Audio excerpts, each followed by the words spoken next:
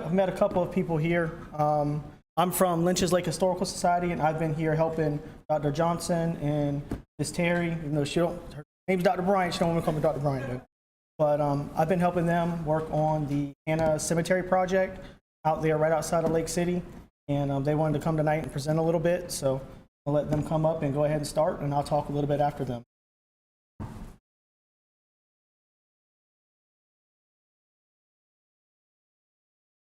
Good evening, everyone. Dr. Gaskins-Bryant is having a little bit of a cough and some throat issues, so I'm going to be her voice to the best of my ability tonight. When I make mistakes, she's going to break and holler at me, but I'm going to do my best to try to represent her ideas. I've worked with her quite a bit, so I hope I can do this pretty well.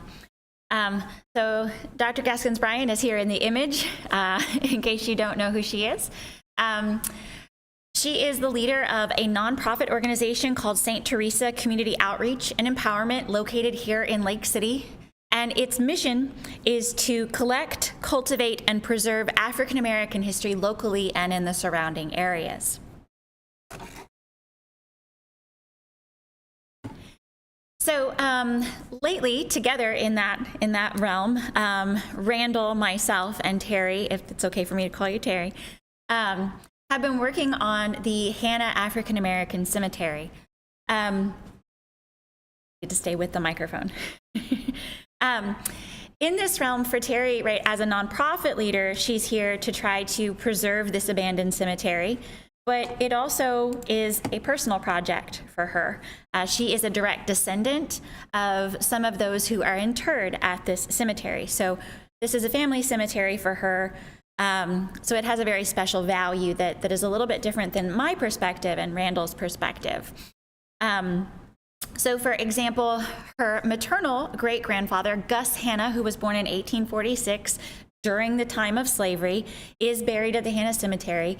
And you can see here on the slide that Terry was able to locate his death certificate through Ancestry.com. And this is really important because many of the people who are buried at this cemetery, there's no longer a marker, there's no headstone or even a little metal marker or anything like that to indicate. So a lot of the times, the way that we understand that people are buried here is through the death certificates. In addition, Terry's maternal grandfather, Laurie Hanna, is also buried there. Now, he was born after slavery in 1896. You can see on his death certificate as well, and I guess I'll get a little bit of detail here about death certificates and how they're really, really important in this type of work. They give us some details. Now, we don't trust them at face value always, right? I'll talk about that just a little bit here. So death certificates, the important thing to note is, right, there is a funeral director who's receiving the information about the deceased person from a relative or a friend, somebody who is known on the death certificate as an informant. And that informant is going to the best of their knowledge what they know about that person. So oftentimes, if they're younger and they may not know everything in great detail, they take guesses. So birth dates can sometimes be a little bit off. Sometimes the parents that are listed, right, there'll be no parent listed for one of them because they don't remember.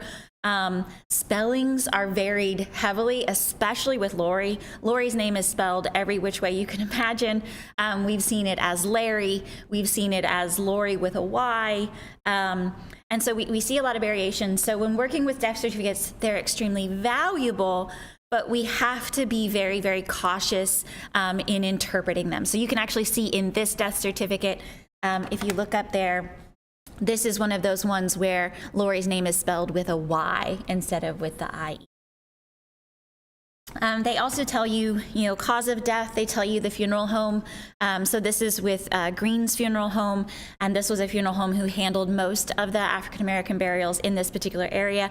And Terry has just gotten a historical marker in relation to the Green's Funeral Home. So that's right. There's all these different connections that come together. All right, other documents that are particularly helpful and were helpful for Terry in starting this project, things that are available particularly in Ancestry.com, was a draft card.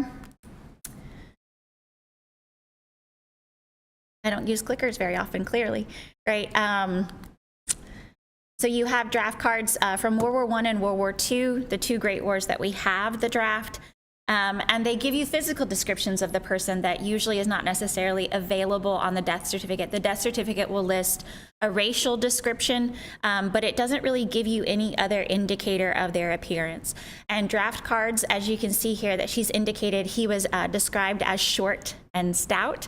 So you start to get a mental image of this person who is interred here.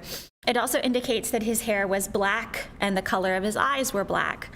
Again, this varies based on the person that is indicating these things on the card, right? Someone would have been recording it likely on his behalf, and so it's how they observed him. So she indicates here that census records referred to him at the time, the term was mulatto. This indicates somebody who is lighter skinned, so the census taker believes that Lori was of mixed descent, white and black. That's not necessarily an accurate description. Someone can be light-skinned without any kind of mixed ancestry. All right, and then Katie Cockfield Hanna is the descendant that actually spurred Terry's interest in all of this. So Terry was seeking membership for the South Carolina Daughters of the American Revolution. In case you are not familiar, getting membership into the Daughters of the American Revolution, it's very special, but it is very difficult. All of that work, all of that onus is put onto the descendant to prove that they are supposed to get membership. And this becomes extremely difficult, particularly for the African American community where records are not always as consistent. Death records do not always exist. There's definitely not always a birth certificate for sure. And so being able to meet those requirements, in this case of trying to find a death certificate, became quite the task for Terry. And this is quite the task for any African American out there trying to do genealogical research in the South. The records do not always exist. Still haven't located that death certificate, have you? You have? Have you located her death certificate?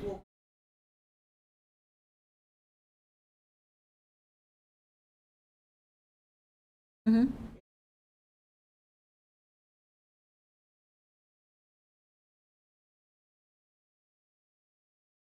Yeah.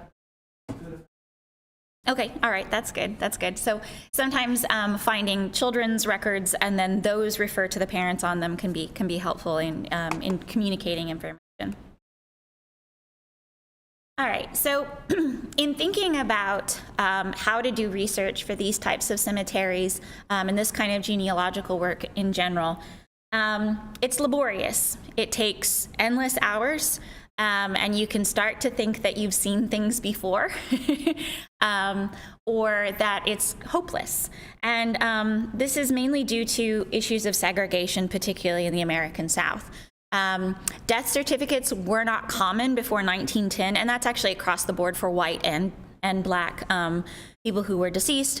But I mean, you have to go to a person, right? Go to a funeral home and things like that, which costs money in order to get a death certificate. And then again, the information that's recorded on the death certificate could be incorrect, which makes it very difficult for you to find. Something I always try to tell people about or caution them on is Ancestry.com is a wonderful, wonderful research tool, but it is indeed using what we call OCR technology, right? A computer is reading the document and giving you the information back. And sometimes that computer misses information. Also, the transcription of documents was done by a person, and oftentimes that person misreads the document, which I think I have an example of that in my own presentation, but oftentimes they can't read cursive handwriting, and so they end up putting the wrong name, so then you don't find the record because it's been cataloged incorrectly. So as far as the Hanna Cemetery, initially, there was a little bit of confusion about which cemetery was which and the actual location. So on this larger Hanna plantation, there are actually two cemeteries. There's the Hanna Cemetery and the Cameron Cemetery. And Terry initially inquired to a cousin about the location of the cemetery and perhaps locating her grandmother's burial. The Hanna Cemetery has become overgrown, so much so that if you're driving down the road, the little dirt road that's right next to it, you wouldn't even know it was in the wooded area that's right beside you.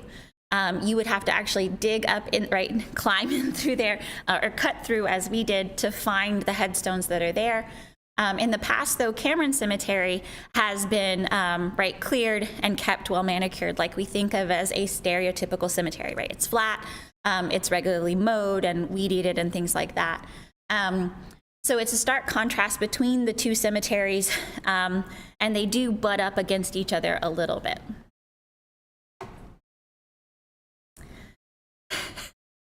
I'm not really fond of this picture of myself, but it's what you get whenever, you know, people take action photos of you. So Terry reached out to me in 2022 to ask about resources about abandoned cemeteries. And it just so happened that at that exact moment, my colleagues and I had just started working on a cemetery project on our own campus land at Francis Marion, out at our Freshwater Ecology Center. And it almost seems like it was the stars were aligning or something, that these two parallel projects of, right, historic Black cemeteries that had kind of been lost to wooded areas, that these two projects came out at the same time. So we already had, you know, a game plan in mind and things for the other cemetery. We were able to use that to kind of help with getting into Hanna Cemetery. And it just seemed like a really good fit.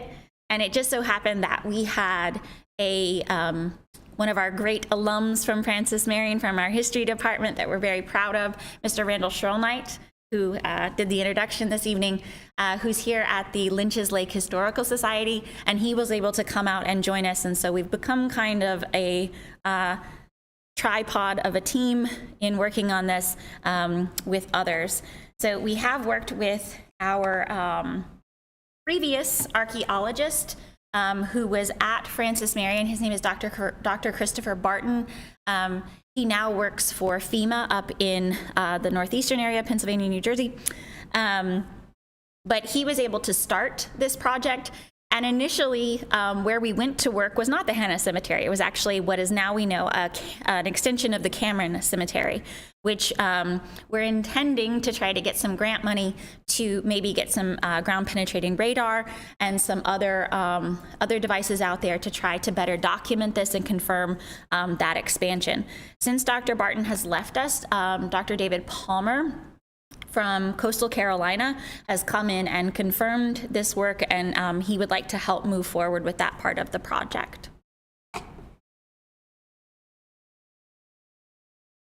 So it's been really important for this project that there has been multiple layers of collaboration from different nonprofits and the descendant community.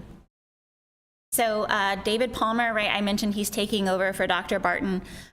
Both of these archaeologists have brought students from their respective universities out to work on these projects. You can see here in this image, this is Dr. Barton here with 4 of the archaeology public history track students from Francis Marion who worked on that original extension for Cameron Cemetery. And then since then, Wes Townsend, who is actually in the audience today, has been out to help with Hanna Cemetery as well. So she says here, partnerships such as universities and historical societies are vital, not only for the resources and expertise they bring, but for the collective responsibility to preserve a history that is both personal and communal.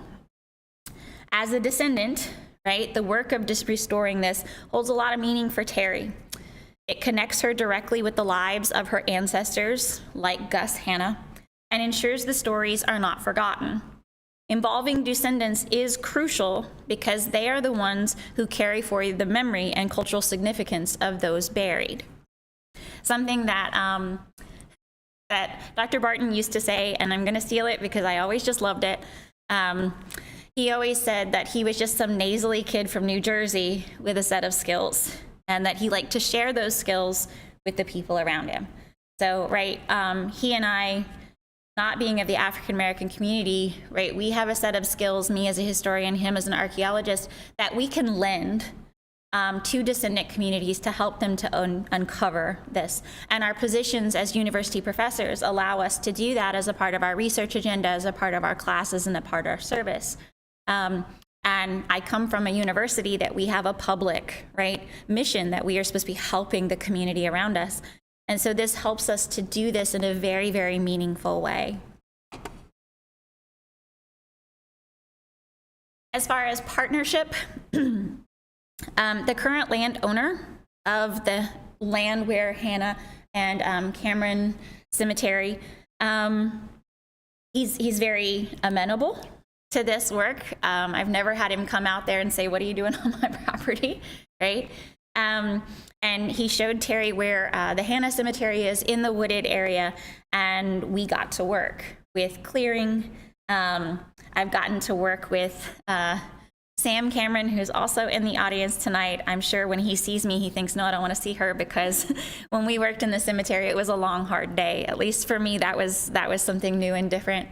And also her brother, Sherman, which I loved. He showed up with a machete on his hip. And you can see here from the image, this is not what you think of as your stereotypical cemetery. This is not well manicured. This is not a lawn, right, that you walk out, lay flowers and everything. As a matter of fact, you walk up to it, you look at this image, it looks just kind of in disarray, but you can see down at the bottom, we have a metal marker. These were often put by funeral homes before a headstone could be placed.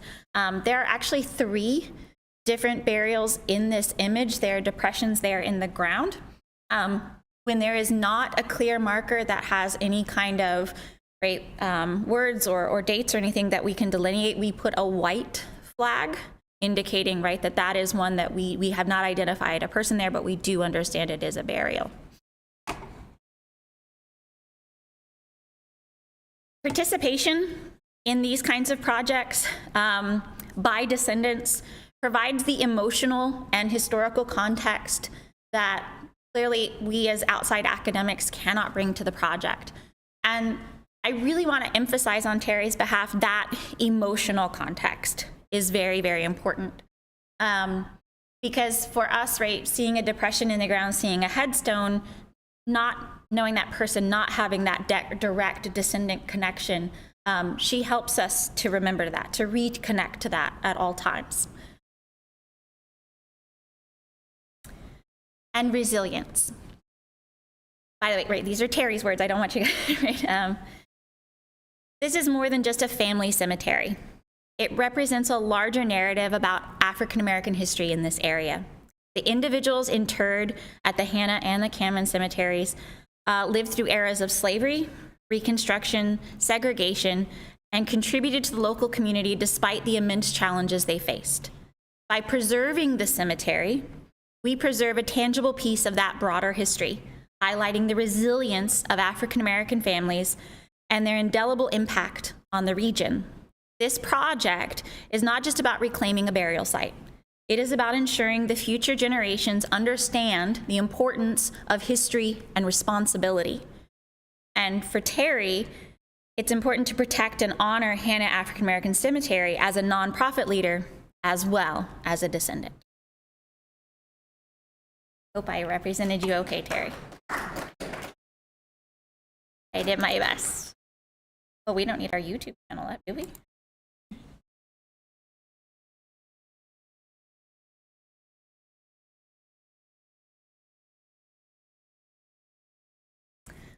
Okay, so myself, right, I'm Erica Johnson, switching hats here now, I'm another person.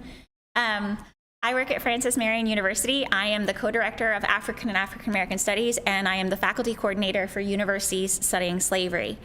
And it is from those positions that I approach this project at the Hanna African American Cemetery. I just want to give some context for people to understand where I'm coming from in that regard. University Studying Slavery is an international collaboration that started at the University of Virginia in 2014. There are now over 100 institutions on both sides of the Atlantic Ocean that are members of this network. Francis Marion joined in 2021, and And as a group, we are a collective. I'm just the representative of my larger team. I never want anybody to think I'm doing this by myself, because I definitely couldn't. We came up with a mission statement for our particular part in University Studying Slavery. And we say that that mission is to create a robust, comprehensive, and accessible understanding of the PD region's historical connections to slavery and its legacies through campus and community collaboration. So naturally, when Terry reached out to me, that fits 100% with our mission. We haven't just worked on cemetery projects. We did other work before that can very much so become incorporated with this particular project that we're doing now.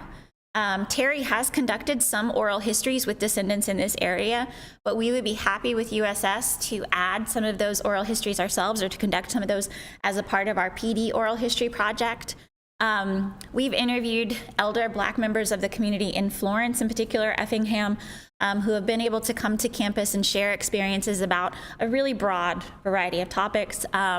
We reached out to members of the community who had attended the Rosenwald School right around the corner from the school, individuals who participated in the civil rights movement. But we're open to anyone who wants to share their story, because we understand that because of segregation, because of Jim Crow laws in the past, that the Black community, their stories haven't been entered into the official record in the same way that white people. You know, when a newspaper reporter came out to report even on something about Black history, they didn't interview members of the Black community about it. And so it's important to record those stories, to create those records for future generations. We've also been very active in trying to get historical markers for the Black community in the Florence area. Our first was for the Ebony Guest House. That one has been revealed already. And Cherish Thomas, who is in the audience as well tonight from the Florence County Museum, was a part of that project. She's also part of the project to put together a marker for Dr. Iola Jones Park. And we have another marker that's sitting right now, the application's sitting with the South Carolina Department of Archives and History. So until they approve it, we'll just leave that one kind of waiting to be revealed. It's not a secret or anything, but until they say it's okay, I don't want to say we're going to have a marker there. They haven't approved it yet.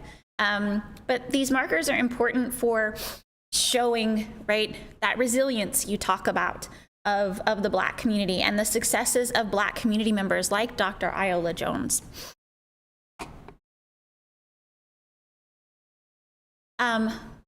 Over time, though, we really have shifted our focus more so on cemetery projects. So Dr. Barton, who was that archaeologist that was with us before, I sound like a fan, don't I? Like I'm a total Dr. Barton fan, apparently.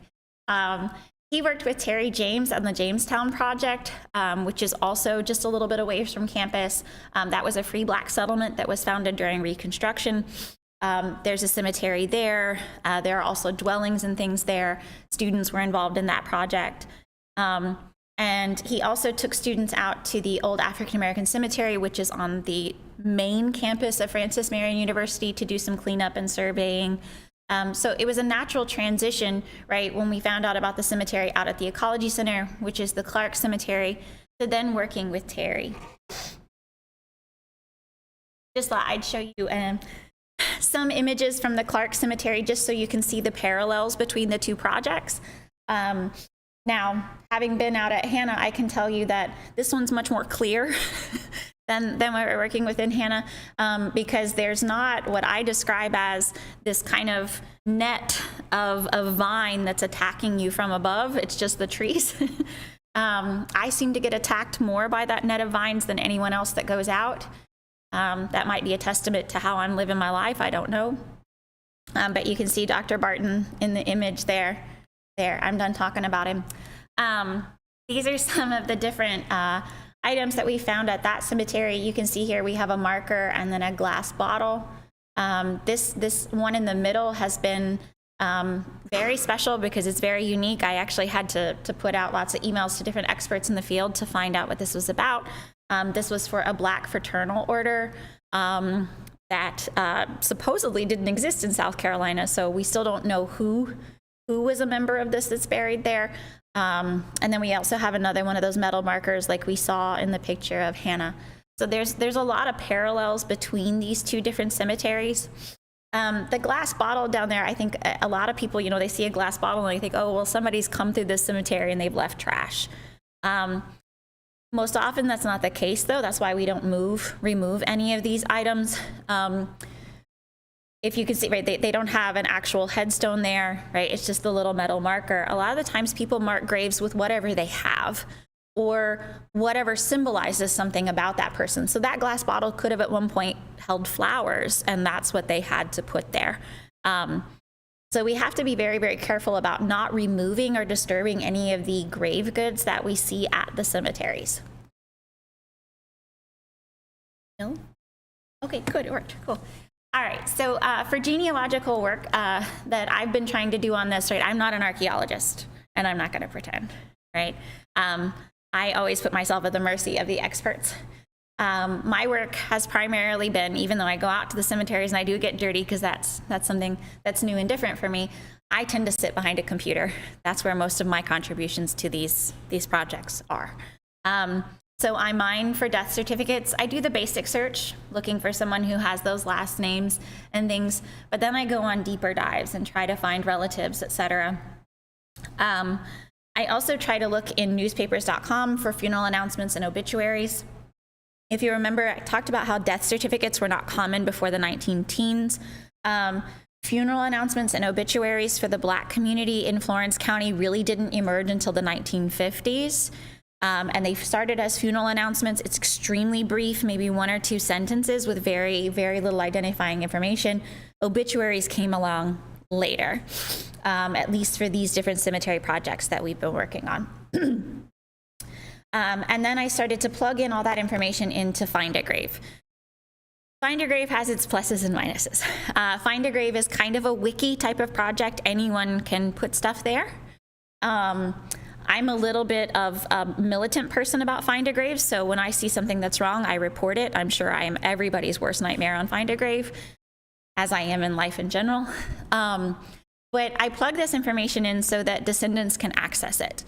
This is the #1 place that people start their genealogical journey, is putting into Google, and it takes them to Find a Grave. Find a Grave is also integrated into Ancestry, so that when they search for someone, it shows them the Find a Grave link. So on Find a Grave, even if I don't have a photograph of the person, or I don't have a photograph of their headstone, I put in as much documentation in the photograph area as I can. Funeral announcements, death certificates, draft cards. I try to put as much as I can in the biographical area. And then I leave it hoping that a descendant will come along and will send me a suggested edit and say, hey, I know this person, or this is my ancestor. Can you add this? Can you add that? Do you know this is their relative? So I thought I would show that just a little bit here with the, no, this, I can see it.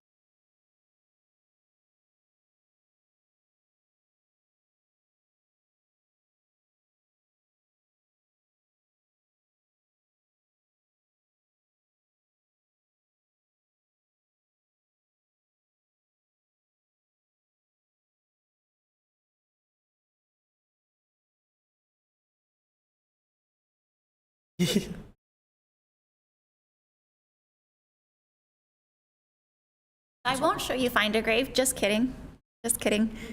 I just wanted to show you that we started the website and to kind of show you how you can make those suggested edits and to show you the information that's there.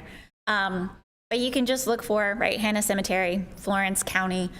You'll go there and you can enter those suggested edits that, hey, this person was married to this person, that kind of stuff. And we can continue this genealogical workshopping of this with the descendant community, because they know even better than me, right?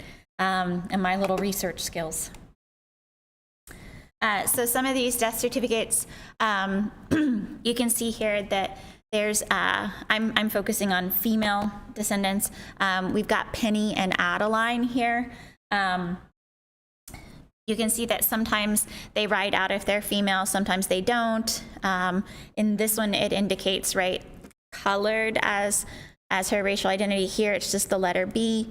You can see what their, this one's housework. This is domestic as far as a profession. and looking at, right, who is the informant lets me know kind of a relation, and I can start to track that down. Is that person their child? Is that their spouse, right? How are they related?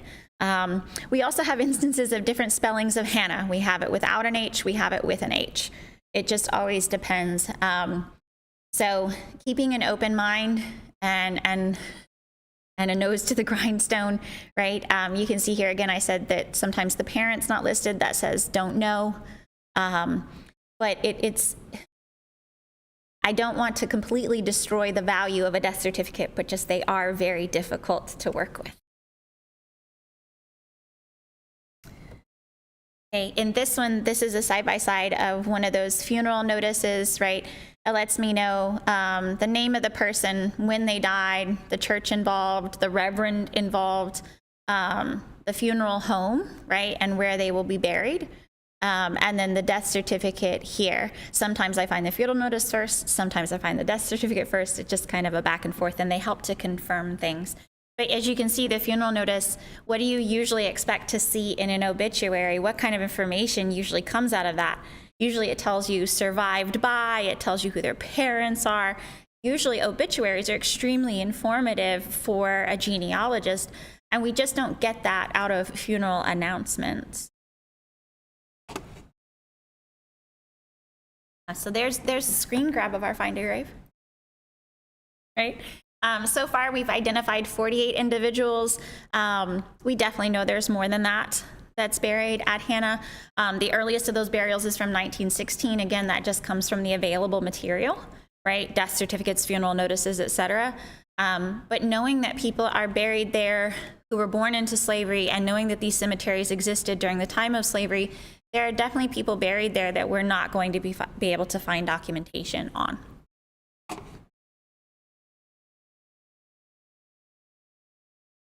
That's that same. All right, so some of the markers that we found here, right? This one, I think we probably walked over it, I don't know, 9 or 10 times, not realizing it was there until we cleared enough of the foliage to be able to see it. Some of the markers at Hanna Cemetery, very interesting, are not upright necessarily. They are right block on the ground, the length of the burial itself.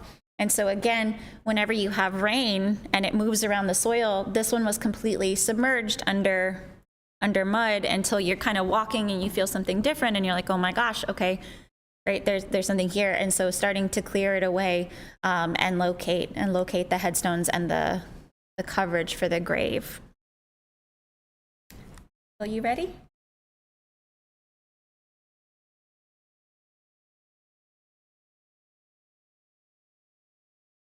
Over to our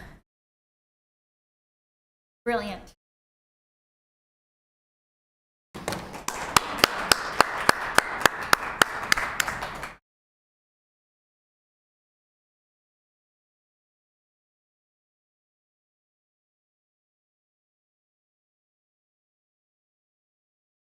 Always hard following Dr. Johnson up. Good. As she can just go 2 PowerPoints back to back and not even stutter the whole time. Here with me. So my name is Randall Shonite. I work with Lynch's Lake Historical Society. We are right across from the Ron McNair out here on. Anybody listening or anybody here, please come by and see us. We offer all kinds of genealogy services to the community. Dan Max in the crowd, he comes in weekly and we go through 50 family genealogies trying to figure out more about Lake City and the area. Please come by and see us. So what is Lynch's Lake Historical Society? And then what is Lynch's Lake? This is a question I get all the time. I get calls about it every week asking me, what is Lynch's Lake? So it's been known on plats and maps about the 1730s. It's assumed to be named after the Lynch family was in Georgetown.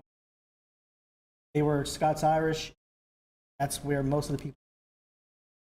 That's our best guess, but it predates anything related to Lynch law or anything like that. That's the biggest question that I get every week. So genealogy, my role has been mostly working with the family genealogies of the people buried at the Hanna Cemetery. Dr. Johnson, the Find a Grave, all the the different things that goes into that. I started with one person and I just worked out and didn't even look at who was buried there. And then after I got done, I went back and looked and everybody was related. Everybody was already there. If you ever been to a cemetery around here? That's how most of them, everyone in the cemetery, especially the smaller, older. So creating a family tree is something that we do at Lynch's Lake all the time for community members, specifically Black community members. It's 1870 is really where it's easy enough to start. Going further back than that is very difficult to do. Now, I will say one thing about the 1870s. You get people who are born into slavery who are a lot older, so you do get a little bit before that, but it still is it's very hard, and finding records is very hard. There's nothing but a census at 1870 before that. Might be able to find someone's name in a will, but normally after, a lot of people would. So it's still very hard to do. The descendants in the community, we want to get out more, and I want to work with the Hanna Cemetery to do oral history, just to get to know the people who are buried there, but also to fill out some of the current family. Because if we clear it and do all this work, what's the point of clearing all this work? Specifically. And another big part of the project that I'm backing the land. I'll just run y'all through it and go and sit here, drone on. So Browntown is right outside of Lake.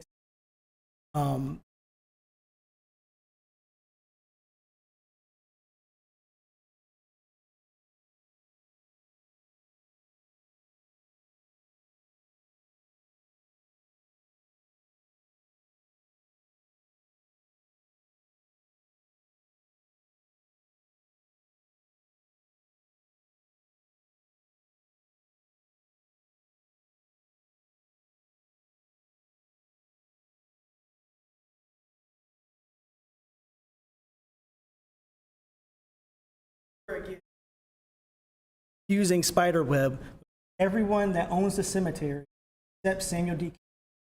is the first Black owner of the cemetery, all related to. So William J. Brown, and then Evan S. and Margaret Regina Brown, who actually sell the land to Cameron. They're related to Edie and the Browns. And then Samuel Cameron appears to be the first Black landowner. We just found the information from the church that they made the cemetery part of the beginning of the cemetery, correct? Dr. Bryant?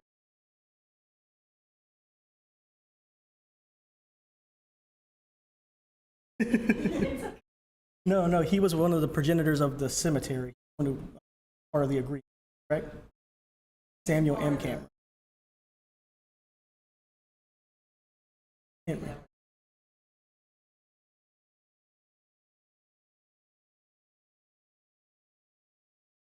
He was the first black owner of the land, but also he started the cemetery. Officially, it started the cemetery. It was there before. And so he sells it to James Irvin Birch, who was also related to John D. E. I believe earlier than that. This is actually the plat for James Irvin Birch in 1907. So Samuel Cameron owned the land about 10 years, a little less than 10 years. I just want to do a little quick thing. I didn't want to drone on. I didn't want to repeat any information. But do y'all have any questions or anything that us can answer?